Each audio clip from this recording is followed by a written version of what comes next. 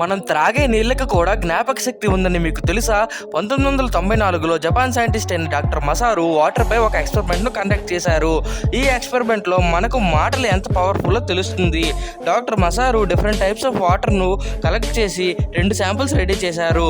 ఆయన స్టూడెంట్స్లో ఒక బ్యాచ్కు ఒక శాంపుల్ తీసుకోమని ఆ వాటర్ శాంపుల్ ముందు నెగిటివ్ ఎనర్జీ చూపెట్టమన్నారు. అంటే you are evil, you are bad, I hate you ఇలా చెప్పాలి. అలాగే ఇంకో వాటర్ శాంపుల్ దగ్గర పెట్టి పాజిటివ్ ఎనర్జీని చూపెట్టమన్నారు. అంటే I like you, you are good, thank you ఇలాంటి మాటలు చెప్పాలి. తర్వాత 2 శాంపుల్స్ను ఫ్రీజ్ చేశారు. తర్వాత నెగిటివ్ ఎనర్జీ శాంపుల్ను మైక్రోస్కోప్లో పెట్టి చూస్తే థిక్గా క్రిస్టల్ అనేది ఫామ్ అవ్వలేదు.